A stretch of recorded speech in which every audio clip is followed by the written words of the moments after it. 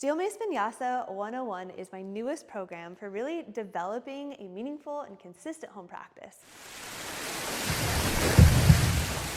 Welcome to the conditioning section. This is the place that most people usually just skip and go straight here because they really just want to learn all of the signature Steel Mace Vinyasa exercises.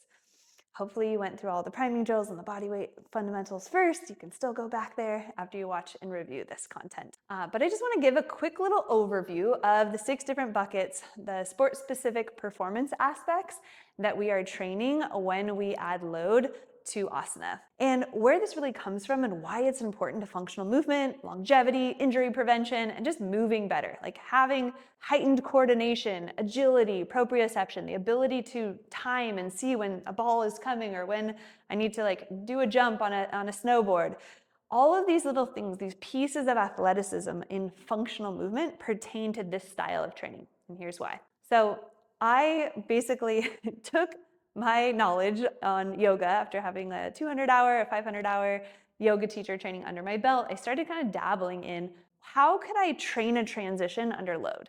What would that look like to take a warrior 2, which is essentially normally a static posture, and what would it look like to add a 5-pound club or a mace to the asana and basically go from here to here with repetitions, here to here. And what musculature am I training when I add load and create just a very simple 2-part transition, position A, position B.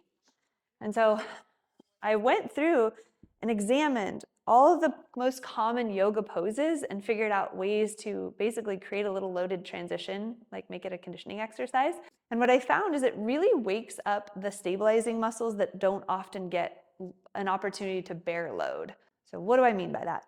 So inside your hip, in your hip socket, you have your 6 deep hip rotators.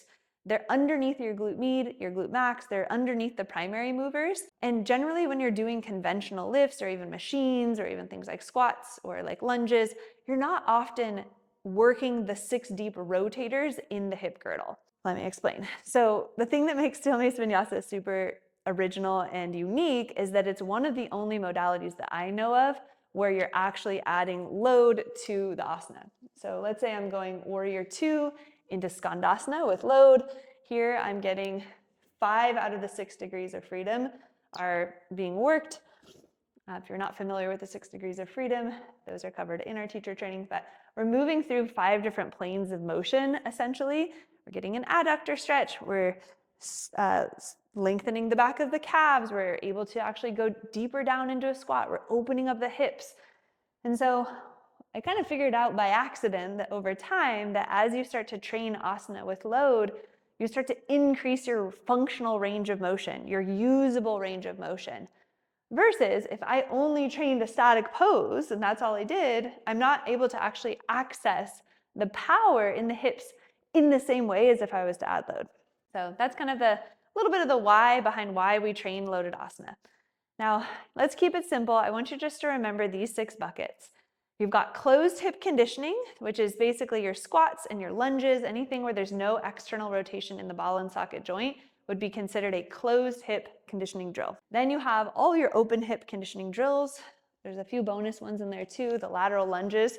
Anything where there's external rotation in the femur, whether it's fully out in the warrior 2 position or it's like halfway there with lateral lunges, any external rotation in the ball and socket femur joint is going to qualify as an open hip conditioning pose. You've got your balance, single-legged balance poses.